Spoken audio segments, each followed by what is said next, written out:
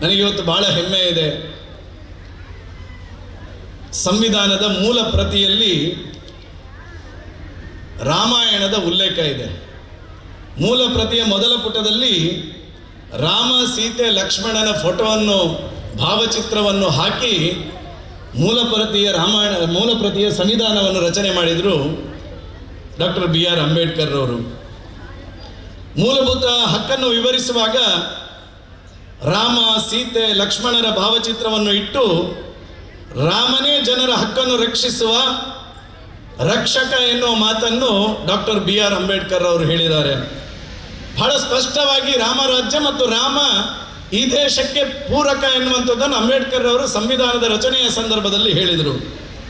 ಪ್ರಾಯಶಃ ನನಗೆ ಬಹಳ ನೋವಾಗ್ತಾ ಇದೆ.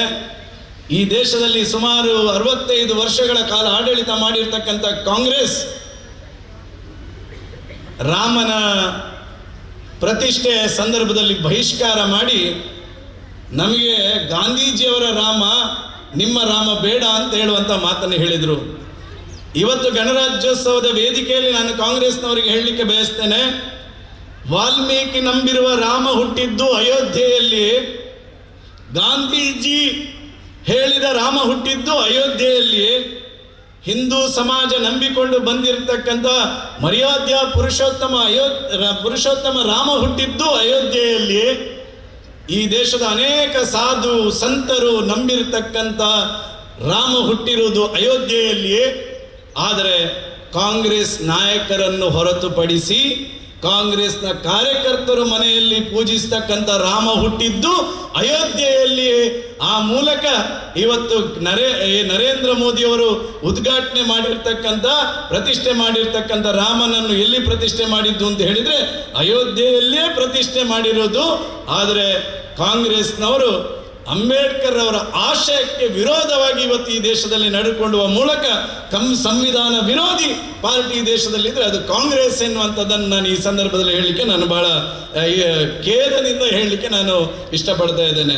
ಪ್ರಾಯಶಃ ಅಂಬೇಡ್ಕರ್ ಅವರ ಆಶಯದಂತೆ ಇವತ್ತು ಜಗತ್ತಿಗೆ ಮಾರ್ಗದರ್ಶನ ನೀಡತಕ್ಕಂಥ ಅಂಬೇಡ್ಕರ್ ಅವರು ಇವತ್ತು ಅಯೋಧ್ಯೆಯಲ್ಲಿ ಏನು ಆಶಯ ಇತ್ತೋ ಆ ನಿಟ್ಟಿನಲ್ಲಿ ಅಂಬೇಡ್ಕರ್ ಅವರ ಆಶಯದ ರೀತಿಯಲ್ಲಿ ಇವತ್ತು ಅಯೋಧ್ಯೆಯಲ್ಲಿ ರಾಮ ಮಂದಿರದ ನಿರ್ಮಾಣವನ್ನು ಈ ದೇಶದ ಪ್ರಧಾನಮಂತ್ರಿ ನರೇಂದ್ರ ಮೋದಿ ಅವರು ಮಾಡುವ ಮೂಲಕ ಮತ್ತೊಮ್ಮೆ ಸ್ವಾಮಿ ವಿವೇಕಾನಂದರು ಹೇಳಿರತಕ್ಕಂಥ ವಿಶ್ವ ವಂದ್ಯ ಭಾರತವನ್ನು ನಿರ್ಮಾಣದ ಹೊಸ್ತಿಲಿಗೆ ನಾವು ಹೋಗ್ತಾ ಇದ್ದೇವೆ.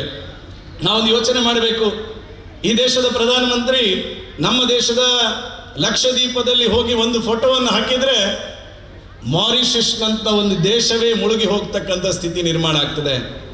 ರಷ್ಯಾ ಉಕ್ರೇನ್ನ ಯುದ್ಧ ಆದಾಗ ಯಾರ ಮಾತು ಕೇಳಬೇಕು ಅಂತ ಜಗತ್ತಿನ ದೇಶಗಳು ಚಿಂತನೆ ಮಾಡುವಾಗ ರಷ್ಯಾ ಉಕ್ರೇನ್ನ ಯುದ್ಧವನ್ನು ನಿಲ್ಲಿಸಬೇಕಾದ್ರೆ ಭಾರತದ ಮಧ್ಯಸ್ಥಿಕೆ ಅಗತ್ಯ ಇದೆ ಎನ್ನುವಂಥ ಮಾತುಗಳು ಬರುತ್ತದೆ.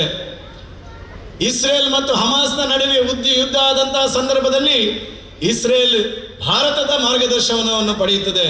ಪ್ರಾಯಶಃ ಇವತ್ತು ಅಮೆರಿಕದಂಥ ಅವತ್ತಿನ ಕಾಲದ ದೊಡ್ಡಣ್ಣ ಇವತ್ತಿನ ಕಾಲದ ಭಾರತದ ದೊಡ್ಡಣ್ಣನ ಹತ್ರ ಕೇಳಿ ಆಡಳಿತ ಮಾಡತಕ್ಕಂಥ ಸ್ಥಿತಿ ಇವತ್ತು ಜಗತ್ತಿನಲ್ಲಿ ನಿರ್ಮಾಣ ಆಗಿದ್ದರೆ ಅದಕ್ಕೆ ಮೂಲ ಕಾರಣ ಅಂಬೇಡ್ಕರ್ ಅವರು ಮತ್ತು ಈ ಸಂವಿಧಾನ ಎನ್ನುವಂಥದ್ದನ್ನು ಈ ಸಂದರ್ಭದಲ್ಲಿ ಹೇಳ್ತಾ, ನಾವೆಲ್ಲರೂ ಈ ದೇಶ ಮತ್ತೊಮ್ಮೆ ಜಗದ್ವಂದ್ಯ ದೇಶದ ಹೊಸ್ತಿಲಲ್ಲಿ ಇರ್ತಕ್ಕಂಥ ಕಾಲಘಟ್ಟದಲ್ಲಿ ಮತ್ತೊಮ್ಮೆ ನರೇಂದ್ರ ಮೋದಿಯಂತಹ ನಾಯಕತ್ವ ಈ ದೇಶದಲ್ಲಿ 76ನೇ ಗಣರಾಜ್ಯೋತ್ಸವದಲ್ಲೂ ಭಾಗವಹಿಸಬೇಕು.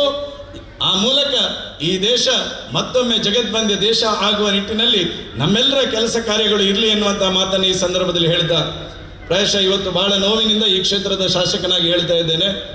ಪ್ರಜಾಪ್ರಭುತ್ವ ವ್ಯವಸ್ಥೆಯಲ್ಲಿ ಜನಪ್ರತಿನಿಧಿಗಳು ಎಲ್ಲರೂ ಒಂದೇ. ಆದರೆ ಕಳೆದ 6 ತಿಂಗಳ ಹಿಂದಿನಿಂದ ಬೆಳ್ತಂಗಡಿ ವಿಧಾನಸಭಾ ಕ್ಷೇತ್ರ ಇರ್ಬೋದು, ರಾಜ್ಯದಲ್ಲಿ ಯಾವುದೇ ಒಂದು ಕಾಮಗಾರಿಯ ಉದ್ಘಾಟನೆಯನ್ನು ಮಾಡದ ಸರ್ಕಾರ ಇವತ್ತು ಈ ದೇಶದ ಈ ರಾಜ್ಯದಲ್ಲಿ ಆಡಳಿತವನ್ನು ಮಾಡ್ತಾ ಇರತಕ್ಕಂಥದ್ದು. ಅಭಿವೃದ್ಧಿಯನ್ನು ವಂಚಿತವಾಗಿರ್ತಕ್ಕಂಥ ಕರ್ನಾಟಕ ಇವತ್ತು ಇದೆ. ಇವತ್ತು ಅಭಿವೃದ್ಧಿ ಎನ್ನುವಂಥದ್ದು ಕೇವಲ ಮರೀಚಿಕೆಯ ರೀತಿಯಲ್ಲಿ ಇವತ್ತು ಕರ್ನಾಟಕದಲ್ಲಿ ಆಡಳಿತವನ್ನು ಮಾಡ್ತಾ ಇರ್ತಕ್ಕಂಥ ಸರ್ಕಾರ. ನಾನು ಈ ಸಂದರ್ಭದಲ್ಲಿ ಈ ವೇದಿಕೆ ಮೂಲಕ ವಿನಂತಿ ಮಾಡಿದ್ದೇನೆ, ಕರ್ನಾಟಕದ ಜನ ಇವತ್ತು ಮತ ಕೊಟ್ಟು ನಿಮ್ಮನ್ನು ಅಧಿಕಾರದಲ್ಲಿ ಇಟ್ಟಿರ್ತಕ್ಕಂಥದ್ದು ಗ್ರಾಮೀಣ ಪ್ರದೇಶದ ಅಭಿವೃದ್ಧಿಯ ದೃಷ್ಟಿಯಿಂದ, ಆ ಅಭಿವೃದ್ಧಿಗೋಸ್ಕರ ಸಂವಿಧಾನದ ಆಶಯದ ರೀತಿಯಲ್ಲಿ ಕೆಲಸ ಮಾಡಿ ಎನ್ನುವಂಥ ಮನವಿಯನ್ನು ಈ ಸಂದರ್ಭದಲ್ಲಿ ಮಾಡಿಕೊಂಡು ಎಲ್ಲರಿಗೂ ವಂದಿಸ್ತಾ ನನ್ನ ಮಾತು ಮುಗಿಸ್ತೇನೆ. ಭಾರತ್ ಮಾತಾ ಕಿ ಜೈ. ನಾವು ನಮ್ಮ ದೇಶದ ಸುವರ್ಣ ಪರಂಪರೆಯನ್ನು ನೆನಪಿಸಿಕೊಳ್ಳೋಣ ಮತ್ತು ಸದಾ ಹೊಳೆಯುತ್ತಿರುವ ಬೆಳೆಯುತ್ತಿರುವ ಭಾರತದ ಭಾಗವಾಗಿರುವುದಕ್ಕೆ ಹೆಮ್ಮೆ ಪಡೋಣ ಅನ್ನುತ್ತಾ